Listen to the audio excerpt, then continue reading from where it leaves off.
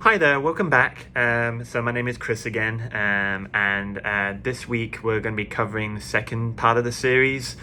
The first part, or last week, we talked about working with European Americans, Latino, Hispanic Americans, and also African Americans, or those with African origins here in the specifically United States, and within a clinical setting. This week we're actually going to be talking about Native Americans or First Nations or Aboriginal or indigenous people, those from Australia. I mean, I've worked with only one Aboriginal indigenous from Australia, so I can't speak too much about that, but from the rest of Native America, I did briefly work on a reservation, so gives me some a little bit of understanding, but by no means am I an expert. Well, no one's really an expert per se, but by no means. So I really guarantee this is just a brief insight to go and do your own research, which is vital. But kind of the first to start off with, I wanted to bring up the component of I working with Native Americans. It's important to really bring up the cultural context, or the contextual idea of where or what has happened, right? So we've got to talk about the historical traumas that have happened. I have worked the biggest piece of knowing this, and what a lot of clients have really appreciated, is when a client like ourselves walks into the room and we can openly have that discussion and have that research done prior to meeting about the historic traumas and the intergenerational traumas that this certain culture has had. There may not have been, your clients, if you're working with young adults or even however old, may not have actively been involved in that, but understanding that this trauma is passed down intergenerationally is so vital to understand, and just to give them that space of understanding is so vital. So I'm not necessarily have to go in and talk about colonization or anything like that, but just being understanding that, yes, this is something that has happened in their life, and respecting that historical trauma is both collective, and that also a lot of my clients who come into it often use humor to kind of get rid of that. So sometimes you may have, normally, from my experience, someone who's Native American comes in, kind of laughs it off. You kind of want to delve a little bit more deep into that, because it may not, here in where our culture is, may have been hidden or may not have been taboo to talk about. So really exploring that distress can be important. And you don't have to go a deep dive into like the manifest destiny or the reservation periods. You don't have to talk about that, but having this knowledge prior to going into it is really vital in understanding where your client is coming from and where the family is coming from. That's the first part. So I almost talk about like looking at the contextual history of this population. Second of all, you kind of want to make them give them a sense of comfort, or give them a sense of understanding, and that you want to work with them, and make it with them. It makes it sound like it's something different, but they're people, the cultures who want to live. And again, I know I'm speaking from male perspective, white European perspective, so I get that. I'm just speaking again from a clinical perspective. So I've had families, cultures of these patients, clients, when they walk in, they want to be greeted. They want to be, given a sign of respect. Like, I don't know, give them water, talk to them, give them coffee. Try not to really delve them too much into the paperwork, which often we do in our client or our settings. But they've really appreciated when, as a clinician, we've talked about our own self-disclosure. We've talked about our own life, and really bringing in to them, right? So they really appreciated the self-disclosure. It's not going to be for everyone.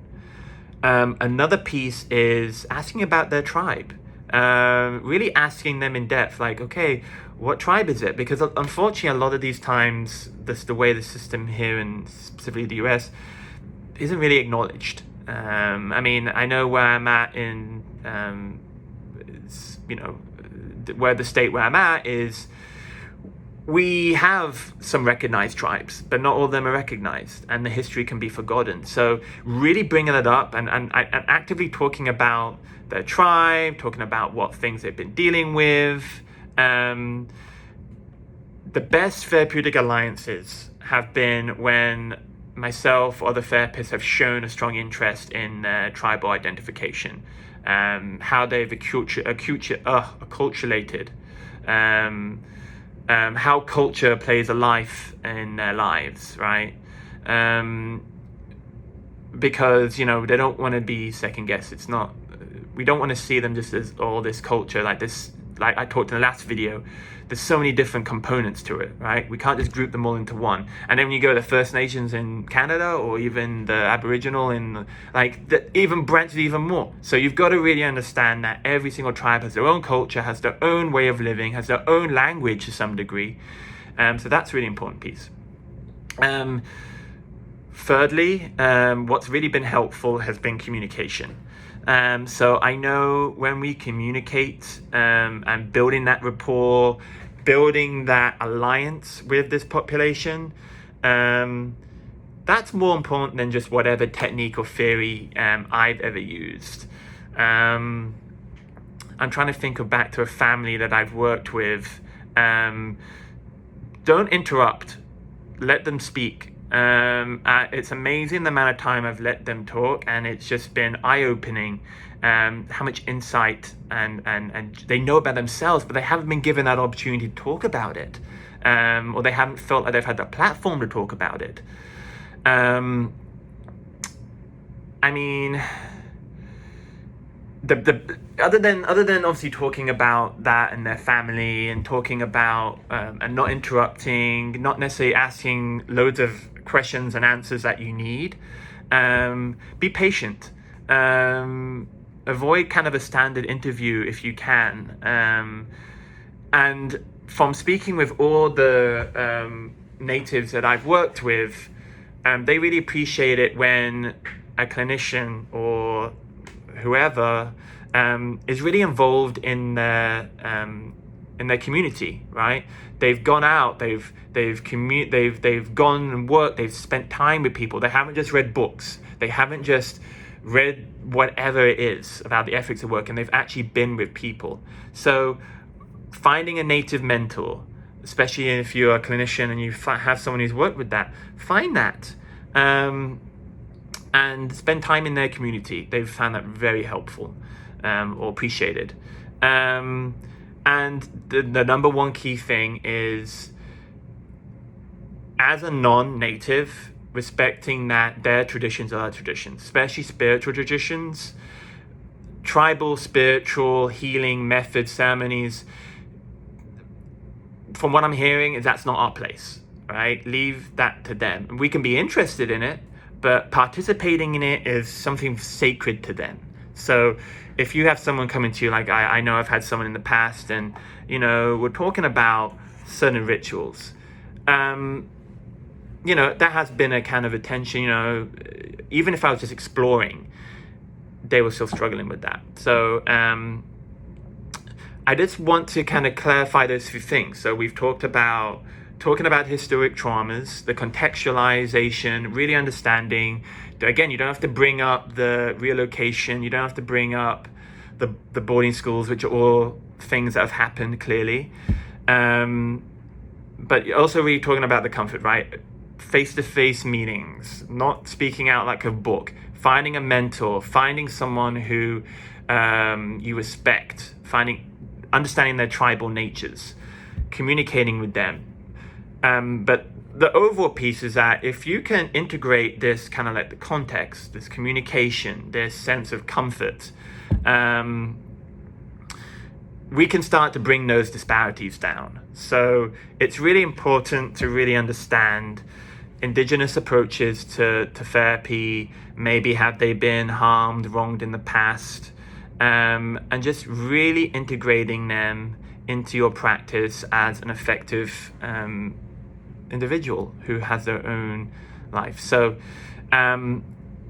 I really hope this has been helpful, this segment. I know this is very close to my heart, working with this population, but it's just about being respectful, listening, active listening, really shying away from techniques, of course, as you can as a clinician, but just asking and using self-disclosure.